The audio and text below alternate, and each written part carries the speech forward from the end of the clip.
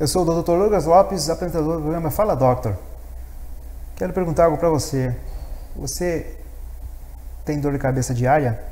Já teve dor de cabeça? Eu nunca tive dor de cabeça. Mas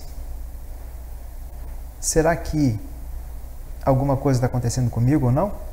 Isso nós vamos ver agora com o Dr. Fábio Pascotto de Oliveira, neurologista, que convidei para falar sobre cefaleia. Dr. Fábio, que prazer tê-lo aqui no programa Fala Doctor e falar sobre cefaleia. Quantas pessoas sofrem de cefaleia? Tem cura, não tem cura? Isso nós vamos ver agora. Bom, em primeiro lugar, é um grande prazer ter sido convidado para o programa. Sempre é difícil a gente conseguir organizar as coisas para a gente estar aqui adequado para conversar e ter horário em ambas as agendas, mas finalmente a gente conseguiu reunir para conversar. Então, assim, dor de cabeça, o termo médico que a gente usa para isso é cefaleia. Que cefaleia nada mais significa que dor de cabeça, como eu acabei de falar. Mas existem muitos e muitos tipos de cefaleia.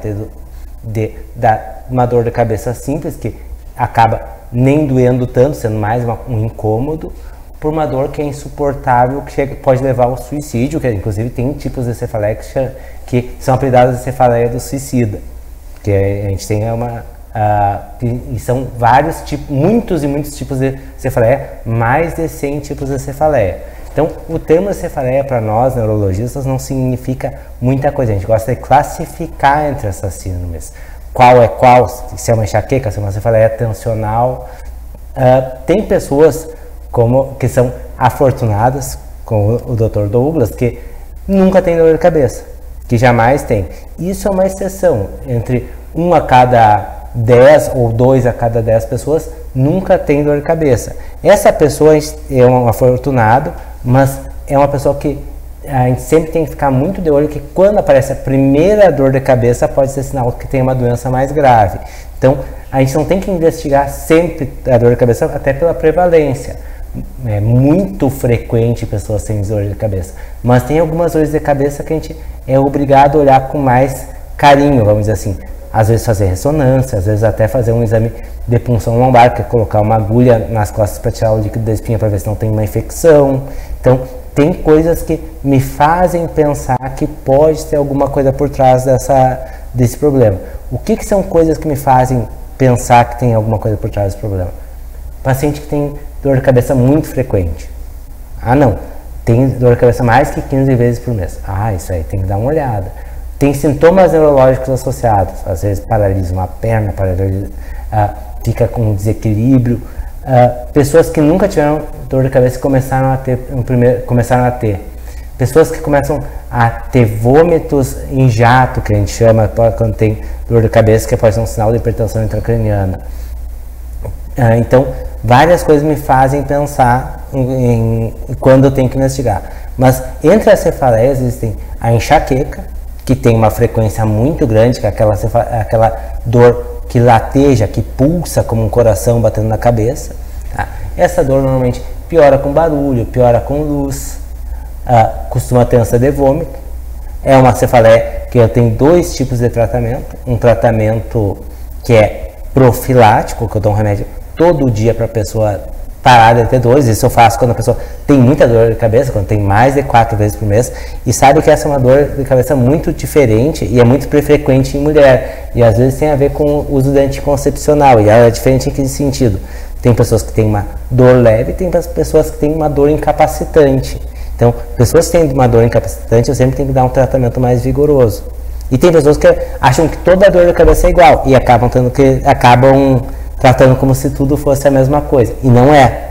Tanto que se eu pegar uma pessoa com enxaqueca e ela começar a tomar analgésico muito frequente, isso é uma coisa muito interessante, se eu tomar, a pessoa que toma mais que 10 comprimidos por mês, por mais que 3 meses, consegue transformar uma enxaqueca numa coisa que a gente chama de cefaleia por abuso analgésico. Então, veja só, a pessoa tinha um tipo de dor de cabeça, começou a tomar muito remédio e vira outro tipo de dor de cabeça por ter tomado muito remédio. E assim, uma dor de cabeça que costumava vir 5, 6 vezes por mês, começa a vir uma dor de cabeça que é todo dia e ela é causada pelo abuso de remédio.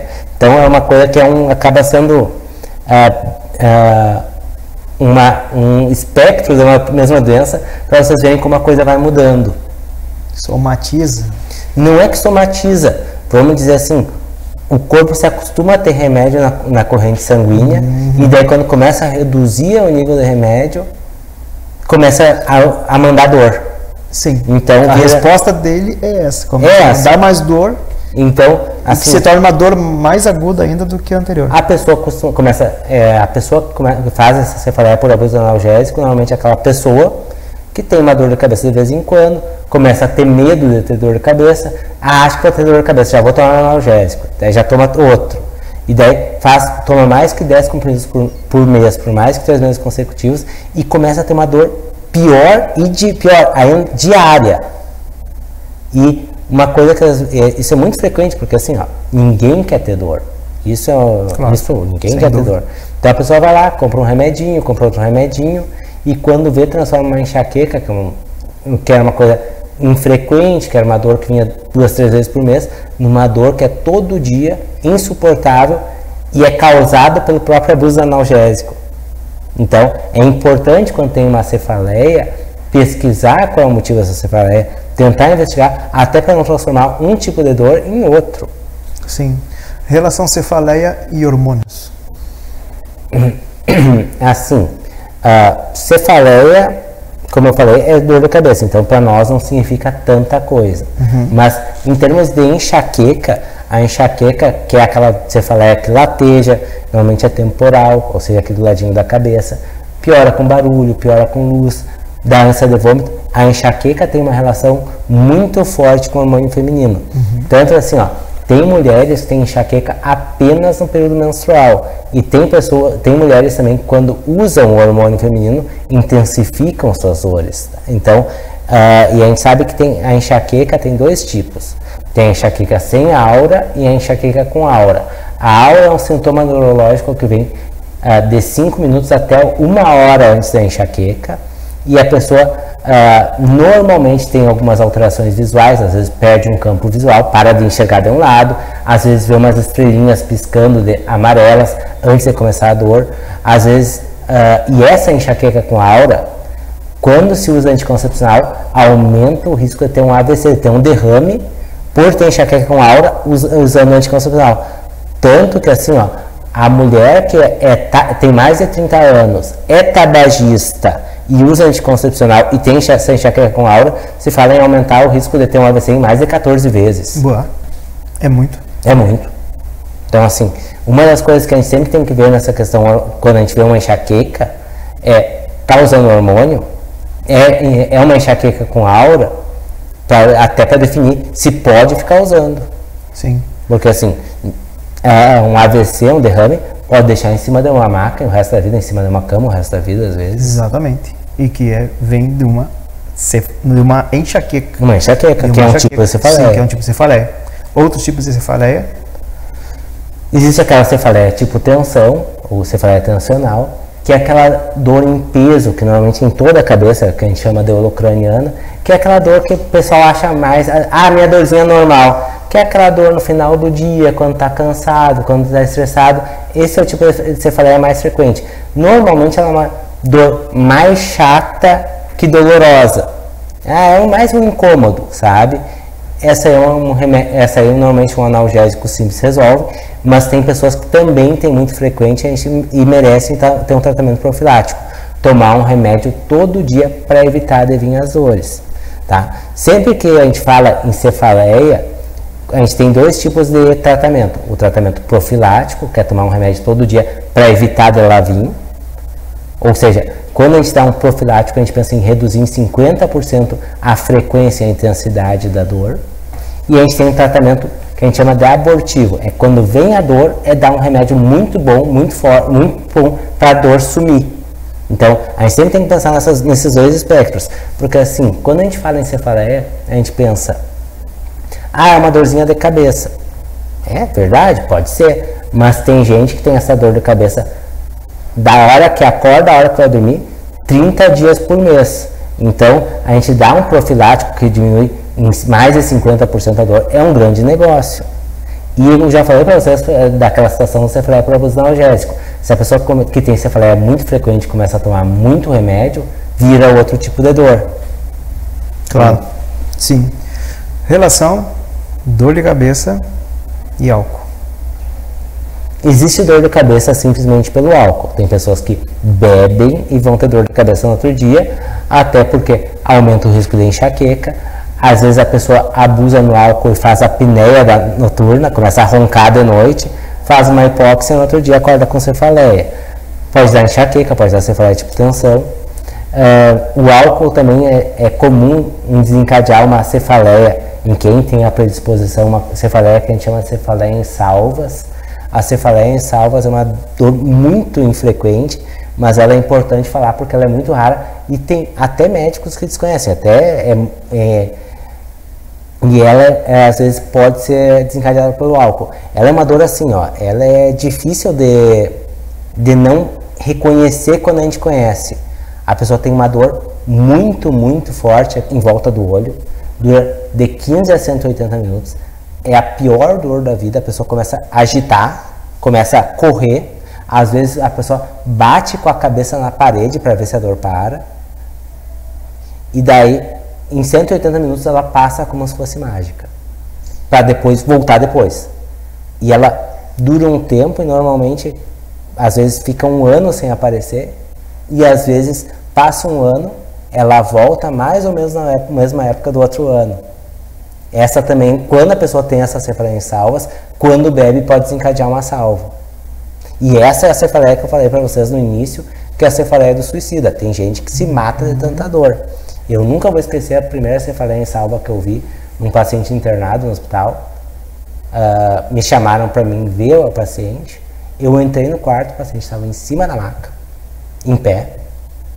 E eu cheguei a ver o paciente se atirando no chão, de cabeça, de tanta dor.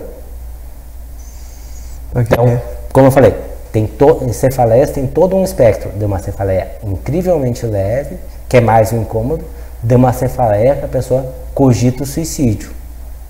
Viu só, gente? Não é brincadeira, não. No segundo bloco, estamos voltando com o Dr. Fábio para falar mais sobre cefaleias. Até daqui a pouco.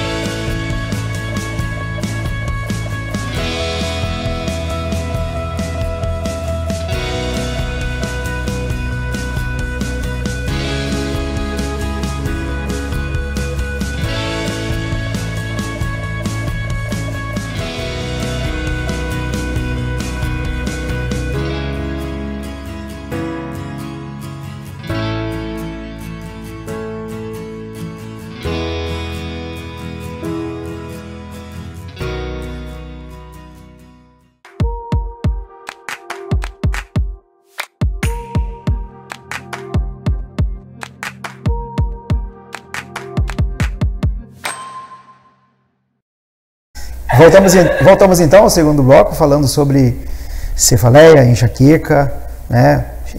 Enxaqueca tem dois tipos. A com aura e a sem aura. Exatamente. Mas nós estávamos falando de uma cefaleia em salvas. Exatamente. Que, por muitas vezes, o medicamento não resolve.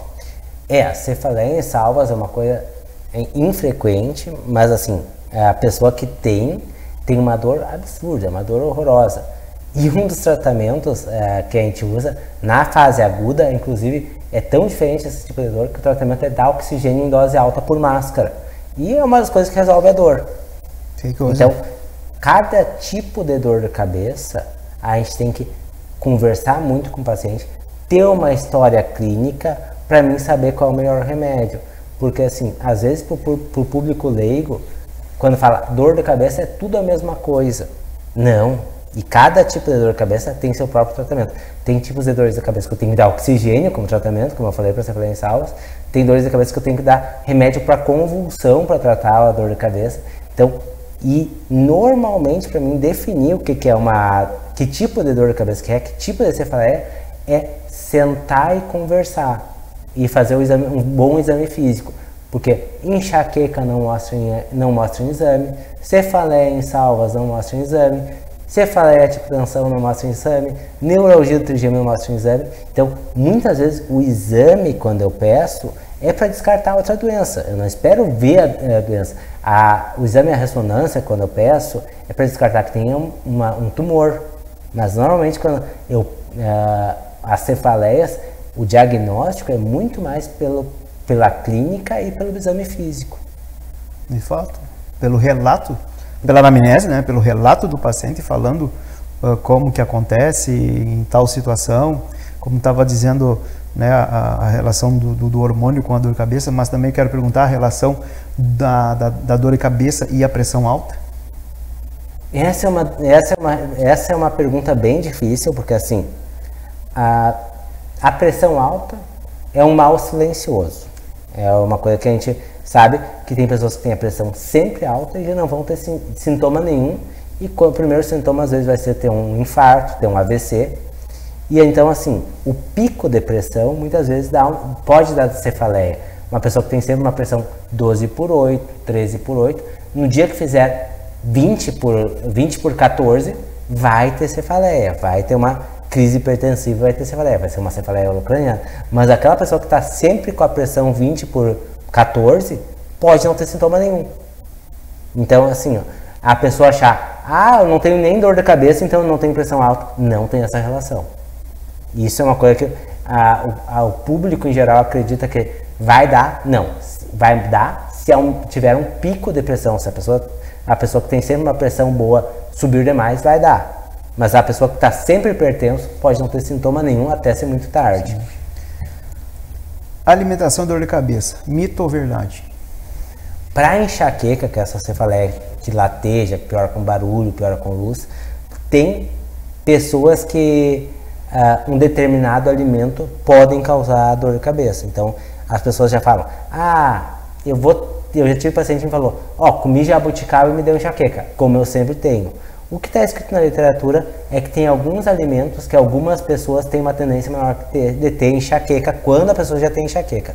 Chocolate, tá?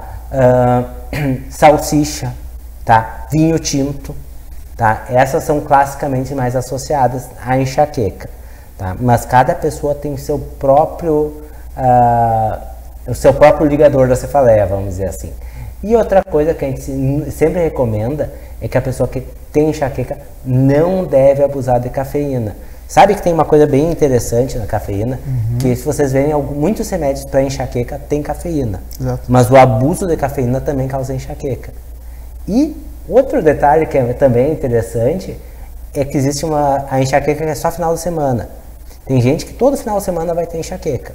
Daí a gente vai começar a perguntar, mas que estranho, por que o coitado que trabalha o dia inteiro que nem um condenado, chega o dia de dormir, vai ter enxaqueca? Porque não tem o cafezinho da empresa. Ele fica o dia inteiro tomando cafezinho, no dia que não toma o café, tem uma privação de cafeína e faz uma crise de enxaqueca. Que tem a mesma relação do chimarrão com a Que tem a mesma relação com o chimarrão. Por causa da cafeína no chimarrão. Exato. Então, a relação da cafeína com enxaqueca é bem incomum. E alguns remédios que a gente dá cafeína para ajudar na dor. Claro. Então, a privação causa cefaleia, o excesso causa cefaleia, mas o tratamento agudo muitas vezes com cafeína ajuda também. Mas olha aí, que coisa. Sol e dor de cabeça. Sol e dor de cabeça, sim. Pessoas que têm enxaqueca podem ter uma sensibilidade à luz maior. A enxaqueca, comumente, ela piora com luz. Olha, se tu olhar para a luz, a tua dor piora. Então, ir para o sol com uma enxaqueca vai desandar a cefaleia. Sim. Crianças que começam com dor de cabeça. E isso acontece, né? Essas dores de cabeça. Por muitas vezes ela não sabe dizer aonde dói, diz que está com dor de cabeça. se assusta com isso, porque quando uma criança chega para dizer, eu tô com dor de cabeça, será que está falando verdade ou não?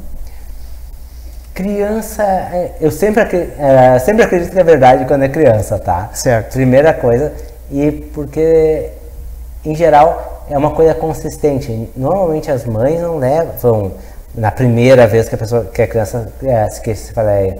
Mas assim, enxaqueca pode começar com 4, 6 anos, às vezes, e a criança às vezes não percebe. A enxaqueca normalmente é uma desordem que tem fundo genético. Então, a mãe tem enxaqueca, ou o pai tem, e a criança vai ter. E uma coisa muito estranha, muito interessante, que é a enxaqueca em criança, pode surgir com 4, 6 anos, mas quem tem o gene da enxaqueca, na infância, às vezes começa com uma coisa que a gente chama de vômitos cíclicos da infância. A criança começa a vomitar do nada, ninguém sabe por quê, e na verdade é porque tem o gene da enxaqueca que vai ter dor de cabeça no futuro. Ou às vezes tem uma dor de barriga, ninguém sabe por quê, e começa a ter dor de barriga frequente e vai ter enxaqueca no futuro. Então, são as manifestações da enxaqueca na infância, às vezes sem a própria dor de cabeça. Exato. Então, é uma coisa bem interessante como é que começa na criança. Exatamente. E a situação de falar sobre o gene, né? O gene da enxaqueca. Isso, é uma herança poligênica, mas a gente sabe que em criança pode começar de qualquer outra forma. Então, uma das informações é os vômitos cíclicos da infância. A criança vomita, ninguém sabe por quê, e se descobre depois, não, isso aí tem a ver com a enxaqueca que vai ter. Outra situação também, que entra na minha área junto, que é a disfunção temporomandibular e a dor de cabeça. Então, às vezes tem um diagnóstico diferencial aí de uma dor de cabeça, disfunção temporomandibular, daí vai no otorrino, vai no neuro, vai no dentista, né, e você descobre também que a disfunção, A disfunção temporomandibular é uma das partes que a gente tem que fazer do exame físico. Isso aí. Então, é sempre obrigatório, quando a gente vê qualquer paciente com uma cefaleia, tá? A gente olhar como é que está a TM e ver se os dentes não estão desgastados, porque às vezes a gente vê um bruxismo junto. Exatamente. Então, é uma coisa importante, faz parte do exame físico. Outra coisa que eu queria falar para vocês é que, assim, muitas cefaleias, elas têm uma apresentação clássica e a gente, conversando, a gente consegue relatar, descobrir qual que é. Mas muitas outras cefaleias a gente tem que fazer, pedir outros exames para descartar doenças mais sérias. Uma coisa que o pessoal sempre quer fazer um exame para descartar é aneurisma. Tá? Só que, em geral, o aneurisma não dói. Por exemplo, a gente sabe que aneurisma é uma formação, um vaso cerebral, uma artéria cerebral, e a gente sabe que 1 a 4% da população tem. E isso não dói. Ele só dói quando rompe. Então, às vezes a gente faz um exame para ver outro tipo de cefaleia e a gente encontra um aneurisma. E aí pode ocasionar dor de cabeça quando rompe? Quando rompe, costuma acontecer uma coisa que a gente chama de hemorragia subaracnoide. E é a pior dor de cabeça da vida. Então, é uma das características que a gente tem, e é uma coisa que é muito grave, é um tipo de AVC. Sim, e nesse momento, para salvar essa vida, porque já começou, né, com rompimento, para chegar até o hospital, né? A hemorragia subaracnoide, quando um aneurisma rompe, tem uma mortalidade pré-hospitalar de 30%. Pois então, é uma doença muito grave. Exatamente. Os exames, então, eles são mais pedidos para ver se não tem um tumor. Né? Outras doenças relacionadas para um descarte. Mas, assim, pelo exame físico e pela história, a gente tem alguns sinais de coisas que nos sugerem. Essa pessoa deve ter outra coisa. No meio social, né, sempre tem aquela história que eu tenho que me trancar num quarto, não posso ver uma luz, eu fico dentro de um quarto e que a dor de cabeça é muito intensa. Essa é a enxaqueca. Essa é a enxaqueca. A pessoa que tem enxaqueca tem uma sensibilidade extrema aos estímulos. Então, tanto luz, a pessoa fica trancadinha, desliga tudo que é barulho para não ouvir. Às vezes até o toque dói. E às vezes o cheiro dói também. Então, todos os tipos de sensibilidade sensitivos podem intensificar a dor. Sim. Então, o clássico é a pessoa ficar trancadinha no quarto escuro, deitadinha, em silêncio. Agora vamos colocar a situação do celular, luz, cabeça, a relação celular. Mas a pessoa que tem enxaqueca, que é essa pessoa que tem a fotofobia, que é essa dificuldade de enxergar a luz, automaticamente, quando tá com enxaqueca, já põe de lado, porque dá para perceber assim, ó. Tu olha para a luz e dói. É como se fosse um supapo na cara. Sim. Então não vai ficar. Não vai ficar. Mas já é bom saber que se olhou e deu isso aí. Pode ser uma enxaqueca. Pode ser uma enxaqueca. Doutor Fábio, falamos muito, hein? Bastante. Tanto que nós estamos chegando no final do programa. Viu só? É rápido. Mas tem muito mais. Mas, nesse momento, eu quero que tu deixe uma mensagem para esse público que está nos assistindo a respeito da cefaleia. Assim, então cefaleia, em geral, por mais que seja uma coisa benigna, ou seja, normalmente é uma coisa que não tem gravidade, se começou a ter muita dor de cabeça, se toma um remedinho e não funciona, ou está tendo que tomar muito analgésico, procure um neurologista, que pode ser uma coisa mais grave, ou pior, vocês podem estar transformando uma coisa que é benigna numa coisa muito pior, que a cefaleia por abuso de analgésicos. Então, sempre é bom, se está tendo dores de cabeça e não tem um diagnóstico, ter um diagnóstico preciso, procurar o médico para fazer a coisa correta. Siga essa orientação que eu assino embaixo. Doutor Fábio, muito obrigado por estar aqui no Fala Doctor. Que bom que as meninas conseguiram, né, pegar ali na sua agenda e colocar assim, ó, Fala Doctor, para ir dar uma entrevista de cefaleia.